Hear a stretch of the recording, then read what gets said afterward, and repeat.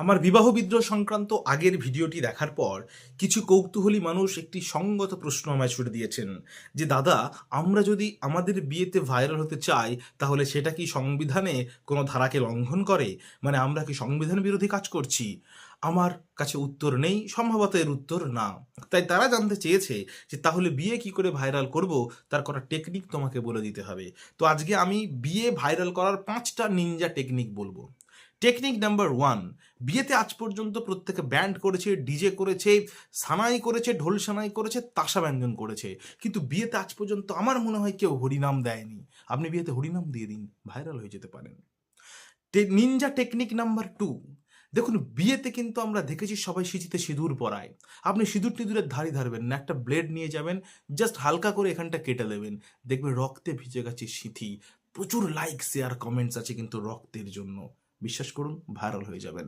Ninja technique 3, বিয়ে viral করার জন্য আপনাকে প্রথমেই চলে যেতে হবে একটি স্টেশনে, কারণ স্টেশন জিনিসটা ভাইরালের সাথে খুব যায়। সে রানু মণ্ডল হোক কিংবা পিছন কাঁপানো কোনো টিকটকার, তারা প্রত্যেকেই কিন্তু ভাইরাল হয়েছে ট্রেন এবং স্টেশন থেকে। ফলে আপনি চলে যান একটা সিঙ্গেল লাইনে, দুধারে মাঝখান থেকে ট্রেন চলে যাবে, আপনি দুদিকে দুজনে দাঁড়িয়ে থাকবেন, ট্রেনটা আপনাদের বাধা বিপত্তির সূচক দোতক, সে বেরিয়ে যাওয়ার পর আপনারা মালা বদল করবেন, বিয়ে ভাইরাল হতে বাধ্য।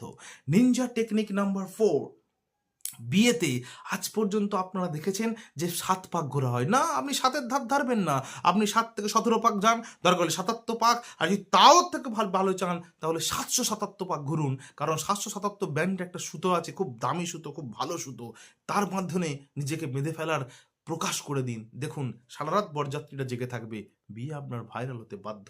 আর এসব করেও যদি বিয়ে ভাইরাল না হয়, তাহলে নিনজা টেকনিক নম্বর 5, যে বিয়ে করতে যাওয়ার জন্য আপনি রোলস রয়েস থেকে আরম্ভ করে একাধিক বড় বড় দামি গাড়ি করে যেছেন, কিন্তু আপনার বিয়ে ভাইরাল হয়নি। আমি আপনাকে বলছি, আপনি জেসিবি করে বিয়ে করতে যান।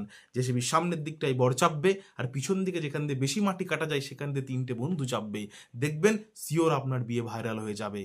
আর যদি এই 5টা টেকনিক ফলো করার পরও ভাইরাল না হন, তাহলে কি করবেন? আমাকে ভাইরাল করে দিন, চলুন চলুন।